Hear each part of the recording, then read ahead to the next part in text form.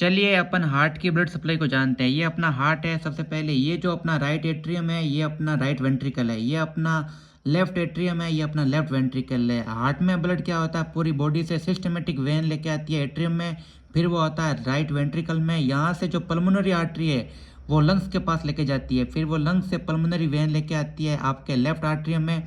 Left atrium से blood आता है लेफ्ट वेंट्रिकल में, और लेफ्ट वेंट्रिकल से जो ये होती है, ये कौन सी ब्रांच है, ये होती है आपके असेंडिंग आयोटा। ये कौन सी ब्रांच है, आपके असेंडिंग आयोटा है। असेंडिंग आयोटा होती है जो पूरी बॉडी को ब्लड सप्लाई करती है। इस असेंडिंग आयोटा जब ये ऊपर चढ़ रही होती है तो यहाँ से दो ब्रांच निकलती है, एक तो राइट कोरोनरी आर्टरी, एक लेफ्ट कोरोनरी आर्टरी। जहाँ से ये निकल रही है इसको बोलते हैं आयोटिक साइन। क्या बोलते हैं? Aortic sign. आयोटिक साइन बोलते हैं।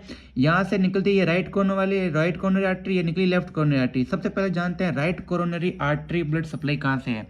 तो राइट कोरोनरी आर्टरी सबसे पहले यहाँ अपने राइट एट्रियम में आती है, और जो ऐसे नोड को ब्लड सप्लाई देती है ऐसे नोडल आर्टरी। फिर ये एक नीचे जाती है जो कि नीचे आपके वेंट्रिकल को देती है राइट मार्जिनल आर्टरी। फिर अपने एक पीछे से होके जाती है राइट पोस्टीरियर ब्रांच जाती है जो कि अपने ऊपर एवी नोड को सप्लाई देती है, एवी नोडल आर्टरी। ये नीचे आती है राइट पोस्टीरियर डिसेंडिंग आयोटा, और ये अपने वेंट्रिकल में भी जाती है लेफ्ट वेंट्रिकल ब्रांच। मतलब कि अपनी जो राइट कोरोनरी आर्टरी है वो अपने किस किस को, राइट एट्रियम को भी देती है, राइट वेंट्रिकल को भी देती है, ऐसे नोड को देती है 60%, एवी नोड को देती है 60%, और जो पोस्टीरियर 1/3 सेप्टम, जो बीच में इन हार्ट दोनों के बीच में जो सेप्टम होता है उसके 1/3 पार्ट को right coronary artery blood supply देती है। नेक्स्ट हम बात करते हैं अपने लेफ्ट कोरोनरी आर्टरी की। लेफ्ट कोरोनरी आर्टरी क्या होती है? असेंडिंग आयोटा के ये लेफ्ट वाला जो आयोटिक साइनस होता है वहां से निकलती है। इसका क्या होता है कि सबसे पहले इससे ब्रांच निकलती है लेफ्ट कोरोनरी आर्टरी की, जो हार्ट के अंदर जाती है वो होती है लाडा।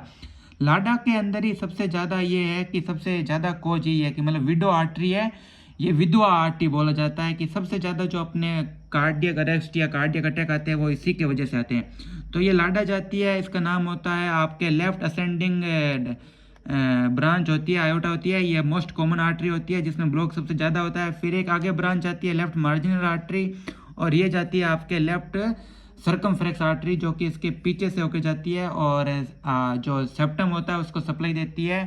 तो लेफ्ट कोरोनरी आर्टरी किस किस को सप्लाई देती है? लेफ्ट एट्रियम को देती है, लेफ्ट वेंट्रिकल को देती है, सेप्टम को देती है 2/3, और आपके बंडल ऑफ इसको और ऐसे नोड को भी 40% ये सप्लाई देती है। ये है आपके हार्ट की ब्लड सप्लाई जो कि राइट कोरोनरी आर्टरी और लेफ्ट कोरोनरी आर्टरी दोनों के द्वारा दी जाती है। ये दोनों असेंडिंग आयोटा से निकलते हैं। जो असेंडिंग आयोटा पूरे बॉडी को सप्लाई देता है उसी की ये दोनों ब्रांच है।